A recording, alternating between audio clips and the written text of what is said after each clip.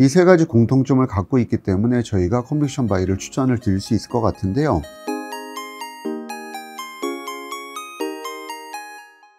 안녕하십니까. 하나증권 통신서비스 네트워크 장비 담당 김홍식입니다. 오늘은 KT 솔리드 이누아리스 세 종목에 관련된 말씀을 드리겠고요. 예전에도 한번 말씀드린 바 있고 KT는 리포트를 통해서 여러 번 말씀드렸지만 KT 솔리드 이누아리스에 대해서 컨빅션 바이 의견을 제시를 하는 자료라고 이해하시면 될 것 같습니다. KT 저희가 요즘에 많이 강조하는 게 이제 2월 이벤트죠. 그래서 4분기 실적이 회장님 연임하면서 빅베스가 없을 거로 가정해서 실적이 잘 나올 거고 4분기 쪽이 잘 나옴에 따라서 작년도 배당 기대감이 올라갈 수 있고 실제로 2월 초에 발표될 실적 발표 직전에 배당 발표가 예상보다 잘 나올 거로 저희는 좀 기대를 하고요. 이어서 실적 발표 후에 전개되는 구매시의 2기 체제 맞이한 투자가 미팅, 그래서 애널리스트 미팅에서 여러 가지 얘기들을 하실 걸로 저희가 좀 기대를 하는데요.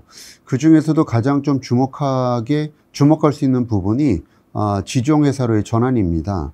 사실은 이제 작년도 3월 주총에서 이 부분이 이슈가 좀 됐었고, 언론에서도 크게 이슈화 시켰던 부분이 있는데, 아시겠지만 1년 동안에 별로 진척 사항이 없는데요. 아마 향후 3년 동안 이 부분이 좀 많이 이슈가 될 것 같고, 그래서 KT의 본사가 임대사업자로 전환을 하고 통신 자회사들이 100% 자회사로 영업회사로 전환하고 그 다음에 BC카드 밑에 K뱅크 그 다음에 스튜디오 지니가 장기적으로 IPO를 추진하는 방향이 시장에서 이슈가 될 걸로 일단 보고 있습니다. 그래서 저희가 이런 거를 감안해서 보면 작년도 상반기 때 그 다음에 3년 전 과거를 좀 회상할 필요가 있다는 말씀을 좀 드리고 있습니다. 작년도에도 그랬고 3년 전에도 그랬고 재작년에도 그랬고 KT가 항상 상반기에 강한데 이유가 있습니다. 저희가 컨센서스를 보면 이제 바로 답이 나온다고 말씀을 드리는데요. 공교롭게도 컨센서스가 항상 상반기 때 올라갔다가 하반기에 떨어지는 모습을 보이고 있고 이에 따라서 패시브 자금이 이에 따른 수급에 연동한다고 보시면 되겠습니다. 올해도 비슷한 패턴이 반복될 가능성이 높은 게 결국 연말 연초에 실적 흐름을 보면 비슷한 느낌으로 갈 가능성이 높고 그래서 2년 동안에 이런 반복된 패턴이 공교롭게 올해도 지속된다 이렇게 좀 말씀을 드릴게요. 그래서 상반기에 여기에 발맞춘 저희가 전략을 좀 피시는 게 맞지 않을까 일단 판단을 합니다. 상반기에 특히 저희가 이 패시브 외국인들의 수급에 대해서 좀 말씀을 드리면 작년에도 이런 패턴을 보였지만 올해도 비슷하게 외국인 소진율이 상반기에 급증하지 않을까라고 좀 보고 있고 작년에 외국인 한도 소진까지도 기대를 했었는데 8월 정도부터 다시 순매도 전환하면서 이게 안 됐었는데요. 올해는 가능성이 좀 저희는 있다고 봐요. 그래서 2월, 3월 외국인 집중 매수 가능성을 타진하고 저희가 여기에 대해서 선제적으로 대응할 필요가 있겠다라는 말씀을 드리겠습니다. 최근에 이제 거시 환경 자체도 KT에 상당히 우호적인데 이게 저희 하우스 뷰고요. 그 다음에 이게 최근에 여러 가지 각종 연구기관에서의 GDP 성장률 전망입니다. 보시는 것처럼 한국도 우울하지만 미국은 더 우울해요. 글로벌도 우울합니다. 결국은 올해 이제 경기 침체 우려에 대한 심한 상황에서 현실적으로 증익이 나온 섹터가 별로 없다라는 거죠. 기껏해야 금융하고 저희 통신 정도가 안정적으로 이익 성장을 자신할 수 있는 섹터인 것 같고 다른 부분 자체는 이 부분에 대해서 회의적인 시각이 좀 많은 것 같아요. 그래서 전체적으로 보면 최근에 시장 반등은 아시겠지만 바닥을 찍었다. 실적이 이미 바닥을 찍었다는 단순한 장기적인 기대 심리에서의 반등이지 어닝을 확인하고 반등하는 게 아시겠지만 아니거든요. 그래서 이게 현실적으로 돌아왔을 때 조만간 이제 다시 실적에 대해서 사람들이 자세하게 들여다볼 텐데 2022년도 결산이 끝나고 1분기 전망이 시작될 2월에서 4월 정도까지는 이런 패턴이 확실히 나타나면서 통신주에 대한 선호도를 상대적으로 높일 수 있다는 말씀을 드리겠습니다. 그래서 저희가 올해 5만 원 얘기를 여러 번 하고 있는데 계속 말씀드리고 있는 거는 결국은 KT의 배당 수익률이 5% 초중반까지 내려갈 수 있다라는 거고요. 그게 시장금리 기반하면 너무 공격적으로 보이지만 과거의 성장에 대한 기대감이 높았을 때 사례로 저희가 설명드리는 거라, 작년에 4만 원 저희가 말씀을 드렸었고 재작년에 3만 5천 원 말씀드렸는데 올해는 5만 원을 말씀드릴 수 있을 거로 일단 판단합니다. 그래서 결국은 지주형 회사라고 하는 큰 틀에서의 또 변화 기대감도 KT의 주가를 올려줄 걸로 저희는 기대를 합니다. 다음은 솔리드입니다.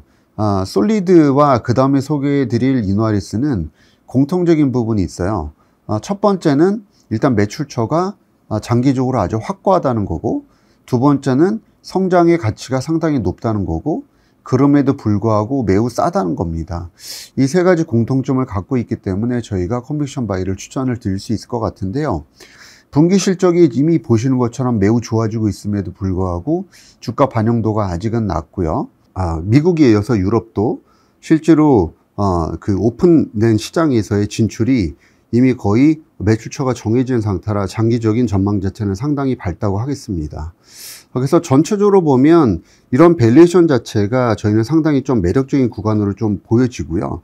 사실은 어떤 분들은 PER 10배가 뭐가 싸게냐고 할 수 있지만 과거의 솔리드의 그 역사적인 PER 밴드를 보시면 사실 30배가 훌쩍 넘어갔던 적이 상당히 많아요. 그래서 현재는 성장성이 확보된 상태에서 이 정도의 멀티플은 너무 과도하게 낮다 이렇게 저희는 판단하고 있고, 최근에 시장에서 많이 이슈가 됐던 버라이즌 관련된 그 다음에 미국 쪽에 어쨌든 캐펙스 컷에 관련돼서 좀 말씀을 드리면 일반적인 상황으로 이해하시는 게 맞지 않나 봅니다. 두 가지 말을 좀 말씀을 드리겠는데, 버라이즌이 180억 정도를 일반적으로 쓰고 최근에 보면 좀 올라왔죠. 사실은 일반적인 얘기를 하셨다고 보시면 돼요. 그래서 버라이즌 CEO가 시티 컨퍼런스에서 2024년도 이후에 정상적인 수준으로 갈 수 있을 거라고 어떻게 보면 희망적인 상황을 얘기를 한 거고, 당연히 통신장비 회사야 캐펙스 많이 집행한다는 게 호재지만 통신사는 KT도 버라이즌도 마찬가지로 캐펙스 올린다는 얘기 CEO가 별로 좋아하지 않거든요. 그래서 일상적인 얘기라고 보시면 될 텐데, 이게 어떻게 보면 부정적인 영향을 줘서 업종 전반적으로 특히 미국 해양 매출이 많은 HFR이나 솔리드나 RFHH 관련된 주가에 대한 충격을 줬는데, 이건 좀 잘못된 해석으로 저희는 좀 강조드리고 있고, 오른쪽 그래프를 보셔도 잘 아실 수 있어요. 그래서 실제로 캐펙스에 대해서 가이던스 대비해서 집행률을 보시면 이렇게 차이를 보였다는 거죠. 그래서 이거를 너무 예민하게 보실 필요 없다라는 말씀을 좀 드리겠고요.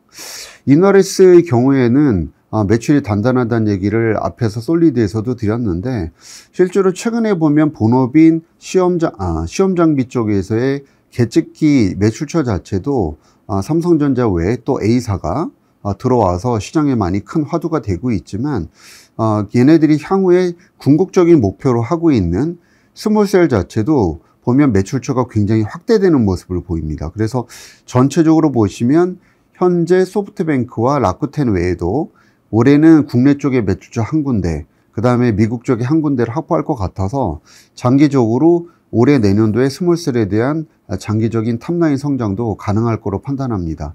그럼에도 불구하고 솔리드보다 더 PR이 낮은 상태에서 거래가 되고 있고, 이 회사도 마찬가지로 과거에 5G 초창기, 그 다음에 LTE 초창기에는 PR이 말도 못하게 확장된 적이 자주 있었거든요. 그래서 지금 정도의 멀티플에서는 컨빅션 바이 충분히 말씀드릴 수 있을 것 같습니다.